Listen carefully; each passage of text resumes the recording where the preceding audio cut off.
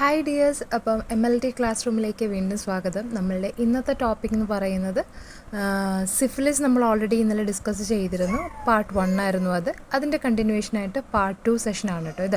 അപ്പോൾ ഇന്നലെ നമ്മൾ പറഞ്ഞു നിർത്തിയത് കോംപ്ലിക്കേഷൻസ് ആയിരുന്നു. സിഫിലിസിൻ്റെ ലാസ്റ്റ് സ്റ്റേജിൽ വരുന്ന serious complications, cardiovascular syphilis, neuro syphilis, congenital സിഫിലിസിനെ കുറിച്ചായിരുന്നു നമ്മൾ ഇന്നലെ പറഞ്ഞു നിർത്തിയിരുന്നത്. കാർഡിയോവാസ്കുലർ സിഫിലിസ് എന്ന് പറയുമ്പോൾ നമ്മുടെ കംപ്ലീറ്റ് കാർഡിയോവാസ്കുലർ സിസ്റ്റത്തെ അത് അഫക്റ്റ് ചെയ്യും.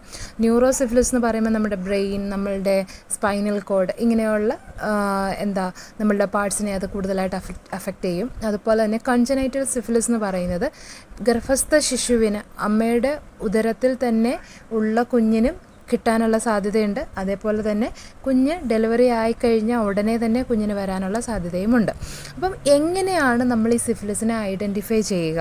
ഇപ്പം നമ്മൾ ഓരോ സ്റ്റേജസിലുണ്ടാകുന്ന സിംറ്റംസിനെ കുറിച്ച് പറഞ്ഞു. അപ്പം നമ്മൾ ഈ സിംറ്റംസ് വെച്ചിട്ട് ഡോക്ടേഴ്സിനെ കൺസൾട്ട് ചെയ്യുമ്പം അവർ തരുന്ന കുറച്ച് ടെസ്റ്റുകൾ, ഏതൊക്കെ ടെസ്റ്റുകളാണ് നമ്മൾ ചെയ്യേണ്ടതെന്നുള്ളതും എങ്ങനെയാണ് ഈ രോഗത്തെ കണ്ടുപിടിക്കുന്നുള്ളതെന്നും 2 മെത്തേഡിലൂടെ നമുക്ക് സിഫിലിസിനെ ഐഡൻറ്റിഫൈ ചെയ്യാനായിട്ട് പറ്റും. ഒന്ന് നോൺ ട്രിപ്പോനിമൽ ടെസ്റ്റിലൂടെയും 2 ട്രിപ്പോനിമൽ ടെസ്റ്റിലൂടെയും നമുക്ക് ഈ രോഗത്തെ കണ്ടുപിടിക്കാനായിട്ട് സാധിക്കും. നോൺ ട്രിപ്പോനിമലും ട്രിപ്പോനിമലും 2 മെത്തേഡിലൂടെയാണ് കണ്ടുപിടിക്കാൻ പറ്റുക. അപ്പം നമുക്ക് ബ്ലഡ് ടെസ്റ്റാണ് നമ്മളിതിനു വേണ്ടി ചെയ്യുന്നത്. അപ്പം ഈ 2 രീതിയിൽ, ഇപ്പോൾ നോൺ ട്രിപ്പോനിമൽ ടെസ്റ്റിനകത്താണെങ്കിലും ട്രിപ്പോനിമൽ ടെസ്റ്റിനകത്താണെങ്കിലും വ്യത്യസ്തമായ ടെസ്റ്റുകളാണ് വരുന്നത്. അപ്പം ഇതിനകത്ത് ഏതൊക്കെ ടെസ്റ്റുകളാണ് വരുന്നതെന്നുള്ളത് നമുക്ക് ഡീറ്റെയിൽ ആയിട്ട് നോക്കാം.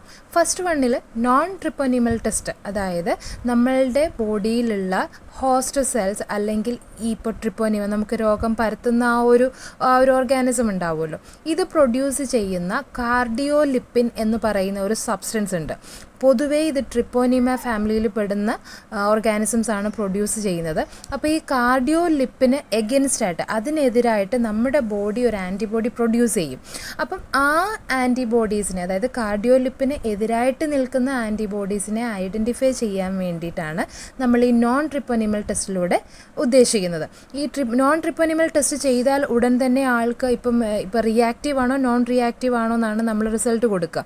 അപ്പം ഇതിൽ റിയാക്റ്റീവ് ആണെന്നുണ്ടെങ്കിൽ ആൾക്ക് സിഫിലിസ് ആണെന്ന് നമുക്ക് കൺഫേം ചെയ്യാനായിട്ട് പറ്റത്തില്ല.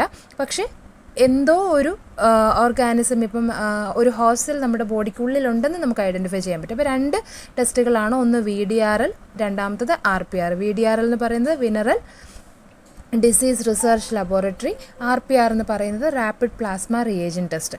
ഈ 2 സിറോളജിക്കൽ ടെസ്റ്റിലൂടെ, കാർഡ് മെത്തേഡും ഉണ്ട് സ്ലൈഡ് മെത്തേഡും ഉണ്ട്, നമുക്ക് ഇതിലൂടെ ആ ഒരു കാർഡിയോലിപ്പിൻ പ്രൊഡ്യൂസ് ചെയ്യുന്ന സബ്സ്റ്റൻസ് നമ്മുടെ ബോഡിയിലുണ്ടോ എന്ന് നമുക്ക് ഐഡൻറ്റിഫൈ ചെയ്യാൻ പറ്റും. രണ്ടാമത്തെ മെത്തേഡായിരുന്നു ട്രിപ്പോനിമൽ ടെസ്റ്റ്. ട്രിപ്പോനിമൽ ടെസ്റ്റ് എന്ന് പറയുമ്പം നമ്മളുടെ ബോഡിയിൽ സിഫിലിസ് എന്ന് പറയുന്ന രോഗം ഉണ്ടോ എന്ന് കൺഫേം ചെയ്യാൻ വേണ്ടിയിട്ട്, ഇപ്പം നമ്മൾ നോൺ ട്രിപ്പോനിമൽ ടെസ്റ്റ് ചെയ്ത് റിയാക്റ്റീവ് ആണ്, പോസിറ്റീവ് കാണിച്ചാൽ അത് സിഫിലിസ് ആണോ അല്ലയോ എന്ന് കൺഫേം ചെയ്യാൻ വേണ്ടിയിട്ട് നമ്മൾ ചെയ്യുന്ന ടെസ്റ്റാണ് ഈ ട്രിപ്പോനിമൽ ടെസ്റ്റിലൂടെ ഉദ്ദേശിക്കുന്നത്. അതായത് ട്രിപ്പോനിമ പാലിഡത്തിന് എഗൻസ്റ്റായിട്ട് നമ്മുടെ ബോഡിയിൽ ആൻറ്റിബോഡീസ് പ്രൊഡ്യൂസ് ചെയ്തിട്ടുണ്ടോ, എഗൻസ്റ്റായിട്ട് ആൻറ്റിബോഡീസ് നിൽക്കുന്നുണ്ടോ എന്ന് അറിയാൻ വേണ്ടിയിട്ട് ചെയ്യുന്ന ടെസ്റ്റാണ് ട്രിപ്പോനിമൽ ടെസ്റ്റ്.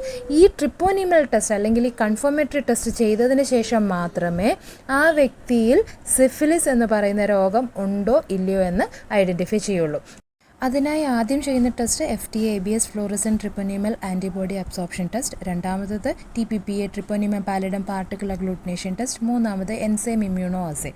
അപ്പം നിങ്ങൾക്ക് സിഫിലിസിനെ കുറിച്ചൊരു ധാരണ വന്നിട്ടുണ്ടെന്നാണ് ഞാൻ വിശ്വസിക്കുന്നത്. എന്തെങ്കിലും ഡൗട്ട്സ് നിങ്ങൾക്കുണ്ടെന്നുണ്ടെങ്കിൽ ഈ ക്ലാസ് ഡീറ്റെയിൽ ആയിട്ട് നിങ്ങൾ കേട്ടതിന് ശേഷം നിങ്ങൾക്ക് കമൻറ്റ് ബോക്സിൽ ചോദിക്കാവുന്നതാണ് കേട്ടോ. അപ്പം വീഡിയോ ഇഷ്ടമായാൽ ലൈക്ക് ചെയ്യുക, സബ്സ്ക്രൈബ് ചെയ്യുക.